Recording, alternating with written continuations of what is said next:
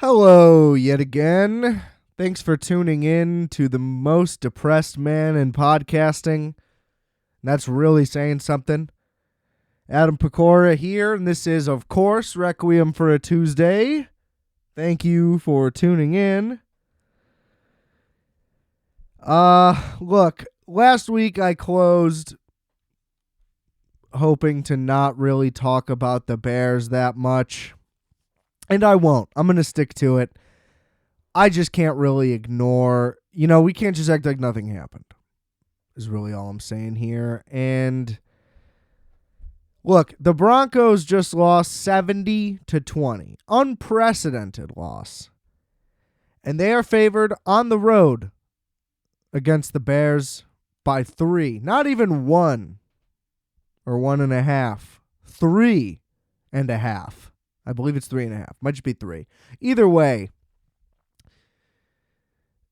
what more do you have to say about the dumpster fire that is the Bears? I mean, like I said, look, just keep losing. Knowing our luck, though, they're going to end up with the number 1 pick, maybe even the number 2 pick. And Caleb Williams is probably going to be like, nah, I'm going to stay in college. Fuck that.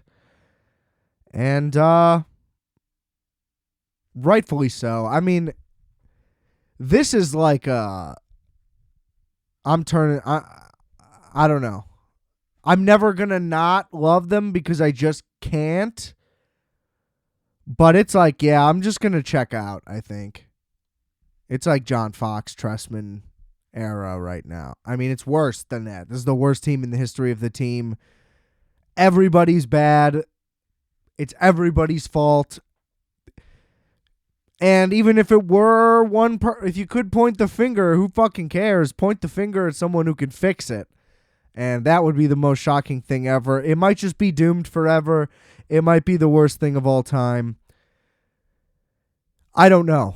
I mean, it looks like there will never be a moment of sunshine again. Like, I don't see who would be attracted to come to this? Who could possibly turn it around? Like,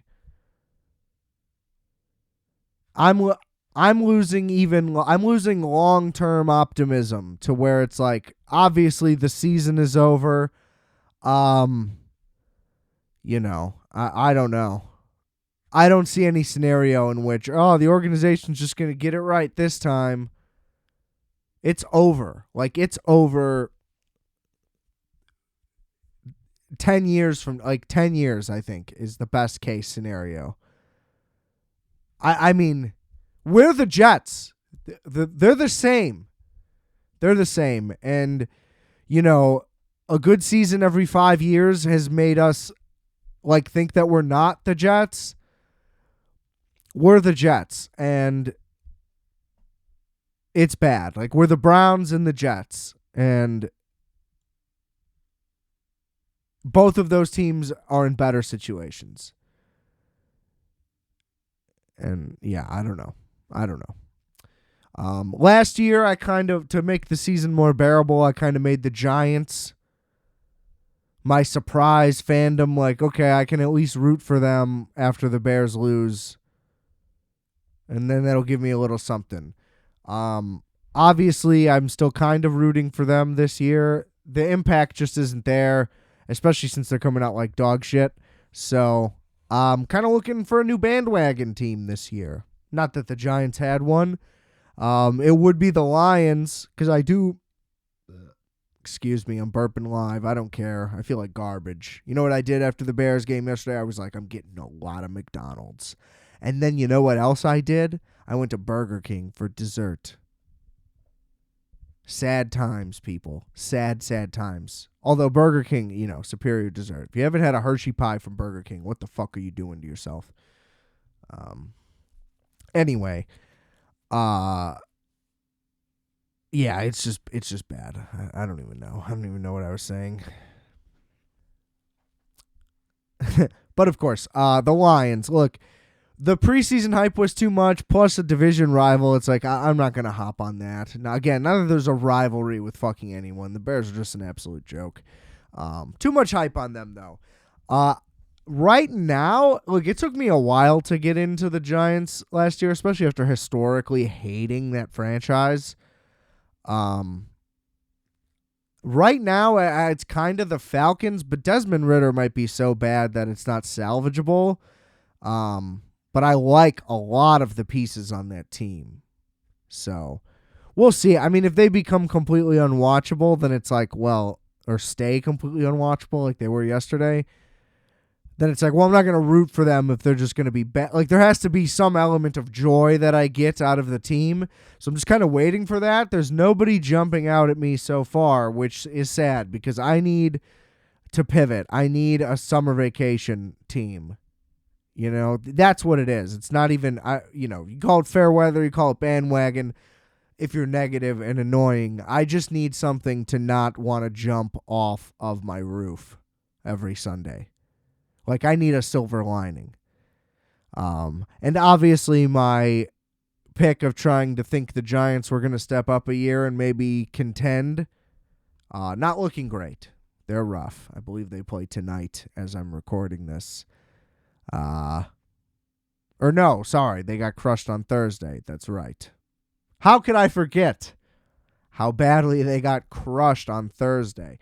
Look, I just really didn't want to pick the Niners to be the NFC Super Bowl team, but it is the team. It's either the Niners or the Eagles repeating. I don't like doing either of those chalky-ass picks.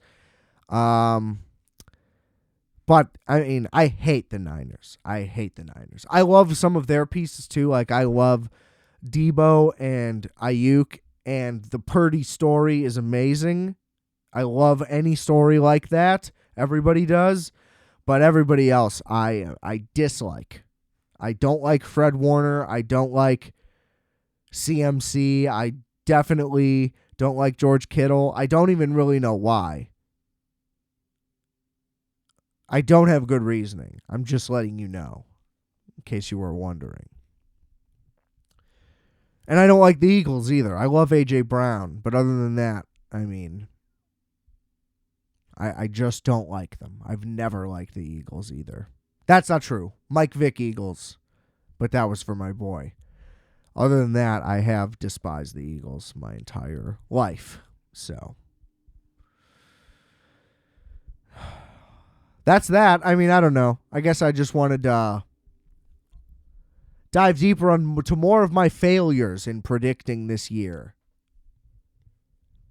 I'm just in awe still. It's like you find out your fucking wife's a serial killer. It's like, oh my God, the Bears are the worst everything ever. I had no idea. Right in front of my face. How didn't you know? Like, you definitely knew. It's like, no, I swear to God, I had blinders on. I don't know what it was. I mean, like, the more I think about it, just about that realization alone, I start to get like really, really like genuinely sad in just being like, wow, I'm such a dumb fuck. My heart is literally broken. And also, like, what? Look, I get how famous Taylor Swift is to where that they had to talk about it the whole time. What I don't like is that it's very clearly just for this purpose. Like, it's just a big PR thing. And, like, they're literally not even dating. They literally, like, haven't even met. Like, they met that day, I believe, is the story that I'm hearing. So, like, why are we just going along with it? And then, why are people like, oh my God, she's eating chicken tenders. Oh my God, this is the sauce. I mean, get a fucking life. I understand that I'm on here talking about football and a lot of people are like, get a fucking life. Whatever. To that point. Because you're analyzing someone's fucking game day snack is not the same thing as analyzing the game that person is watching. Like, this is the same, like, that's a similar argument to being like video games are a sport. And it's like, well, I can't argue with you because you're on the side of I don't like sports, but I like video games. It doesn't make you right. You're just never going to agree with me. You know? Cheerleading's not a sport. Like, it's not a thing we need to discuss. That's not an opinion, you know? What Taylor Swift is eating is not interesting. That is not an opinion. It's not interesting. So, that's what you're getting out of watching a football game. It's sad and disgusting, and ultimately, obviously, I'm just super bitter about the game itself. However, no matter what, I would find it stupid. I would just be way less angry about it. I also, am very publicly and openly against Taylor Swift. So,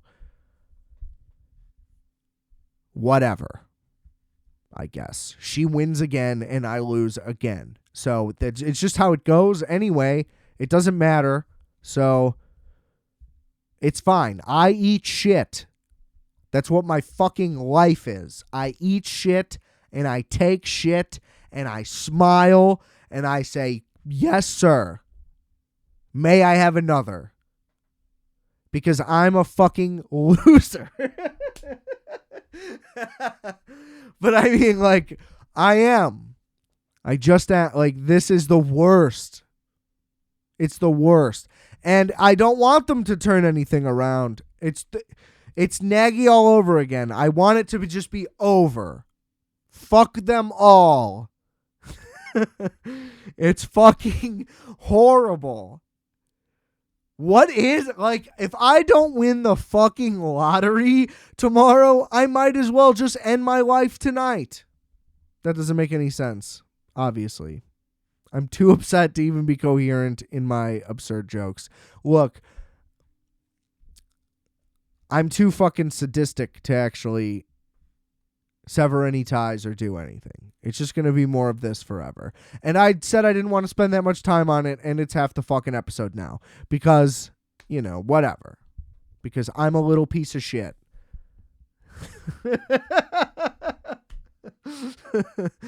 Holy fuck. It's just the more I think about it, I just keep facing it. And guys, what are we supposed to do? I mean, I have to move. It's the only thing I can even think of. I have to move. And where the fuck am I going to go, I do love Kansas City, and I was looking at houses. Let me tell you, I could buy a house in Kansas City, and I'm broke. It's realistic, and I wouldn't even want to do that. But all I'm saying is that's a realistic place that I could live in, and boy, I would be so happy. I'd be so happy. Eating meat, watching Mahomes. I think if there is one, I don't know, whatever scenario comes up where it's you could get one football do-over and see how it plays out in your head. If there was some thing where you could watch the other dimension and watch that reality and get that recapped into a 2-hour movie, the Bears drafting Patrick Mahomes would be the most interesting alternate reality I would ever want to see, because would they just destroy him? How bad would it be? Would he play for the Bears and take 48 sacks and throw 19 picks a year, and they'd flirt with the playoffs every year? They'd make the playoffs 3 out of 7 years, and they'd go to the conference title twice. Maybe make one Super Bowl and lose it with him. Would he basically just be Jay Cutler? I guess is what I'm saying. A better Jay Cutler. Possibly. Just being real. Because even that's the peak of what we could have done with Patrick Mahomes, in my opinion, if we're being real. Let's say if we did draft him, I don't envision any scenario where we're winning multiple Super Bowls and contending every year. We're just not that, and we will never be that. And that's it. I'm moving on. I'm sorry. I'm sorry this keeps happening, honestly. Maybe next week. But here's the thing. They're going to comically lose to the Broncos, and how am I not going to mention it? And honestly, I'll be upset if they win. I will. I want them to lose 18 straight games, at least. Just to show how bad everybody is. Anyway. Look, I watched Sudden Death last night. I was hoping I'd have a ton of material for the show. I just don't. I'm on the record on this very podcast of loving, like, beyond belief, to the surprise of everyone, myself included, loving Time Cop. I thought it was a very well made whatever. Go listen to that episode if you want to hear my thoughts on it. Took me by surprise. So I thought, okay, Sudden Death, they make another movie together the next year. You figure they just kind of double down, and it's great. Listen, this movie loses a lot of the production quality, and I don't know what happened. It obviously was a lower budget movie, but I assumed that was just for scale and effects and all those type of things. Just the production value overall was way down.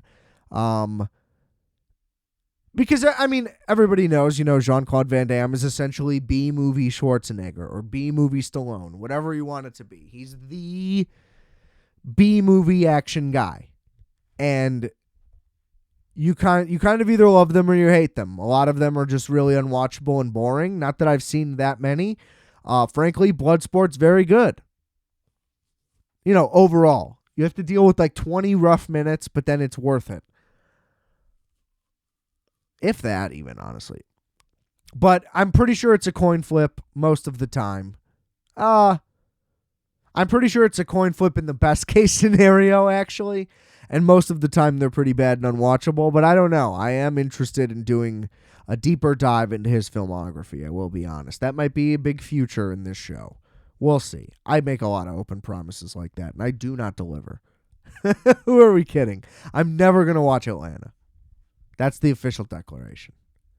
Well, never say never, but probably won't be a topic on this show. Anyway, so right away, they do kind of try to do a cut to the chase thing.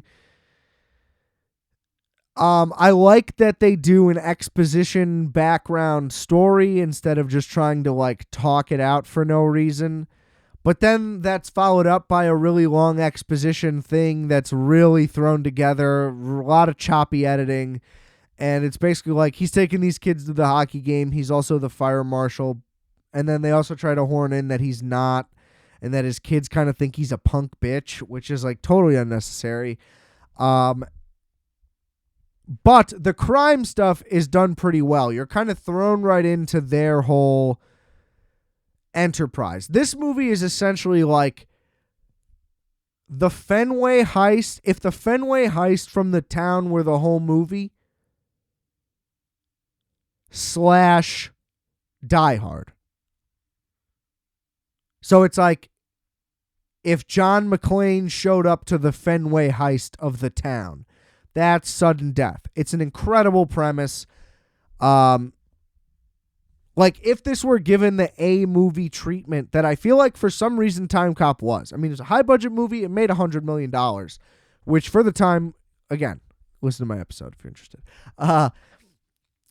Point being, I thought that, naturally that movie made money. They're doing another movie together.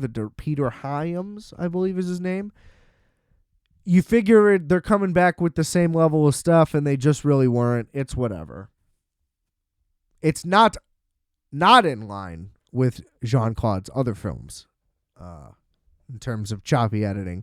Look, the point of it is for the action, and the action in this stuff is good. A lot of solid, brutal, like true violence, like gruesome 90s, really late 80s violence in this movie.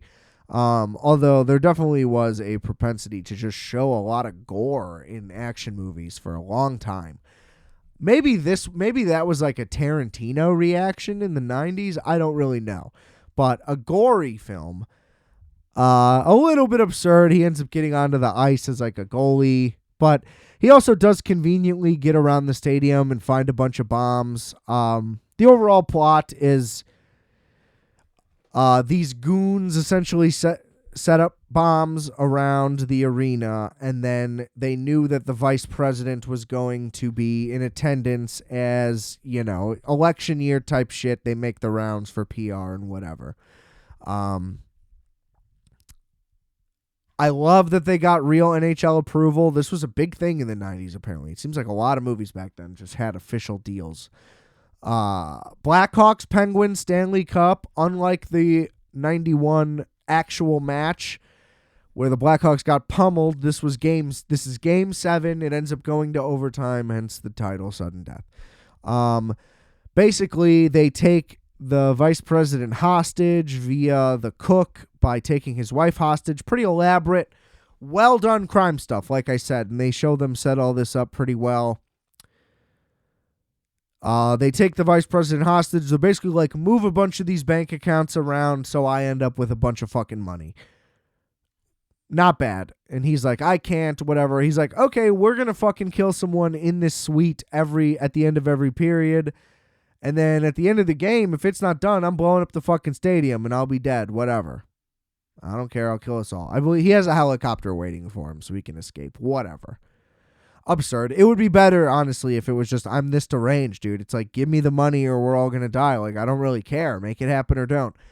And then it's revealed that, the cops that are outside are also in on it. Because it kind of made sense. You're like, why are they not just infiltrating this thing? Just because the people have eyes, they might kill them. I don't know. Doesn't make sense how many gunshots they're shooting in the suite. No one's really doing anything about it. I get that a game is loud, but you'd hear that. So I don't really know how much it makes that much sense. Overall, though, just one of those great premise, not that greatly executed. I'd certainly watch it again, I don't know. I feel like Jean-Claude Van Damme should have been given some more mainstream roles.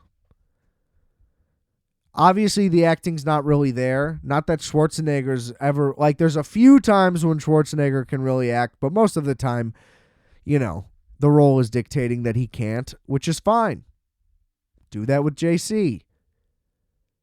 And I mean, his physical abilities and fighting skill and stuff, honestly trumps Schwarzenegger, who's just a massive guy, in comparison to crazy shit. But I mean, Bruce Lee was a massive star. Obviously, that's a whole nother realm. Not trying to compare the two. Bruce Lee was a trailblazer and yada, yada, yada. We know all this stuff, but I'm just saying. Higher profile, Jet Li made some major movies in America. I don't know. Just didn't happen for him. But it's almost I feel like Jean-Claude Van Damme is a legend. I guess my thing is it just bothers me that he probably isn't doing that well financially. And if he is, then forget everything I said. And I hope he is. And that's all I'm really saying.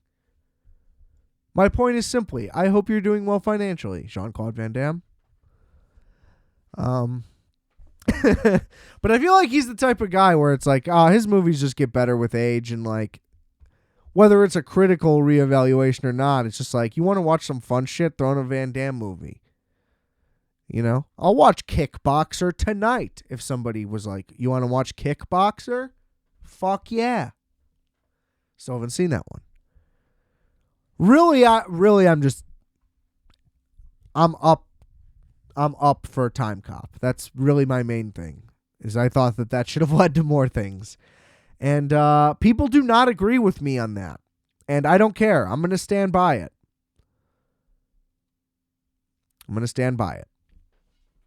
It's Jean-Claude Van Damme's Miami Vice. You guys don't understand.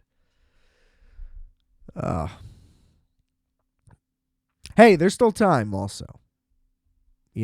All we need is David Fincher to be get in this. When the fuck does that movie come out also? That's what I need to watch.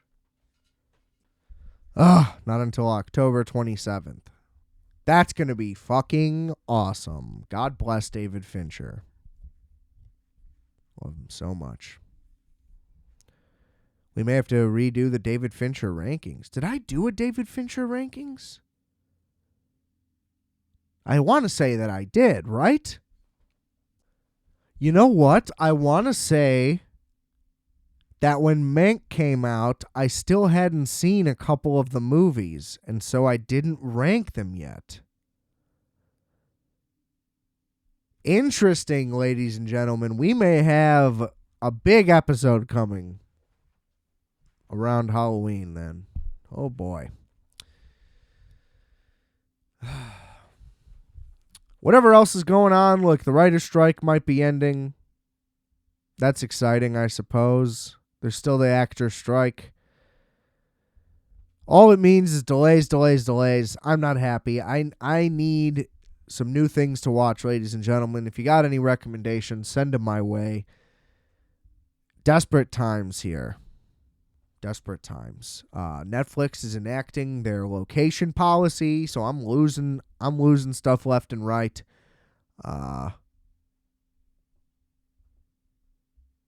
Who knows? I might have to start paying for some of these accounts, which would not be ideal at all. It would not be ideal at all.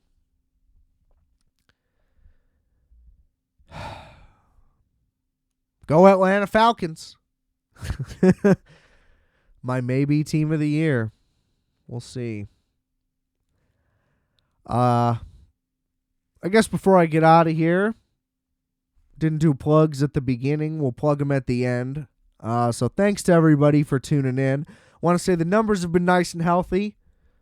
So maybe the Bears rants are at least getting something out of there. Appreciate everybody for tuning in. Keep downloading the apps and sharing it with people and spreading the word. It's working, I gotta say.